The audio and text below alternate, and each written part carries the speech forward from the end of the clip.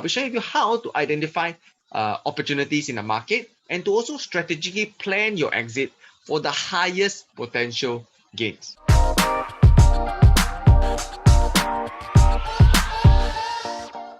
Rule number 3, new launches have a higher price resistance in a downturn market compared to resale properties. A lot of people always talk about upside, but we also want to consider the downside, which is the risk. Okay, and new launch properties, they tend to have a higher price resistance whenever the market starts to have a downturn. And I know that, a very common dilemma buyers might face, especially right now, after I shared, 2022, we know that prices are largely going to move up. And we know that we should buy with urban transformations. But what should I buy? Should I buy a resale or should I buy a new launch? Okay, so rather than telling you the answer, let me share with you the data, right? The numbers specifically. And I want to just be upfront and share with you that there's generally more bias towards new launch properties. And there's actually a twofold reason why.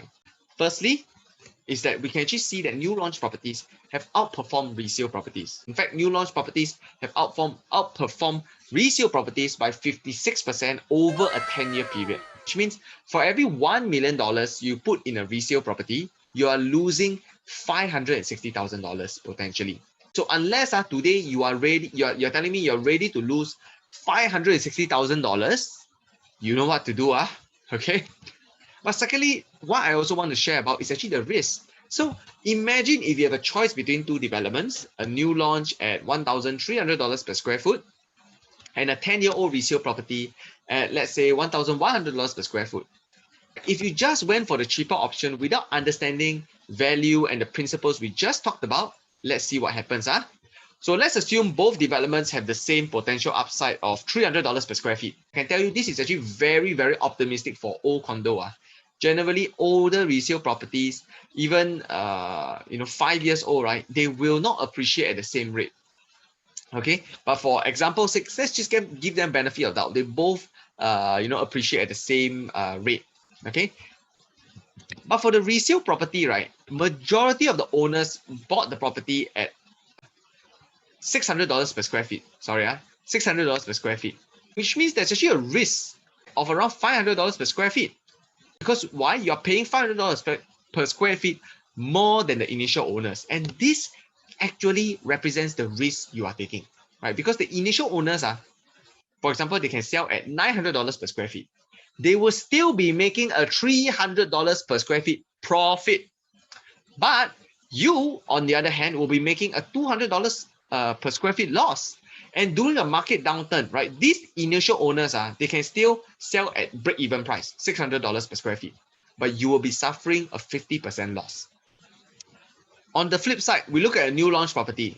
You have little to no risk because you'll be entering at the same price as everyone else. And even during a market downturn, most owners will have already factored in the cost during their purchase. So chances are they wouldn't want to sell at a loss, or even if they do, maybe only a very minor loss.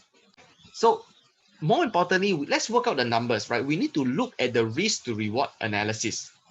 For new launch, let's assume the max loss we lose is $100 per square feet. And the upside is $300 per square feet, which gives us a risk to reward ratio of 1:3. This means that you have a 25% chance that you will lose money, but a 75% chance of making money, right? This is a very, very high probability outcome. Now let's look at the resale property. The max risk is $500 per square feet, and the upside is $300 per square feet, which means the risk to reward ratio is 5:3. Your chances of losing money is 62.5%. Okay, so you can see very clearly from here that resale properties are actually bearing more risk and you do not have any margin of safety. And casinos, just to share with you, understand this very simple math of risk to reward. And that is why they have this saying, right? The house always wins, right? The house, because they put the probability of winning on their side.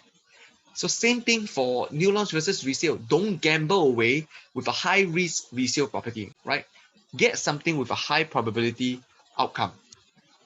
Okay, so guys, now that I share with you this, can you tell me what you should do now, right? Should you go for the option that gives you the highest probability of winning or the lowest?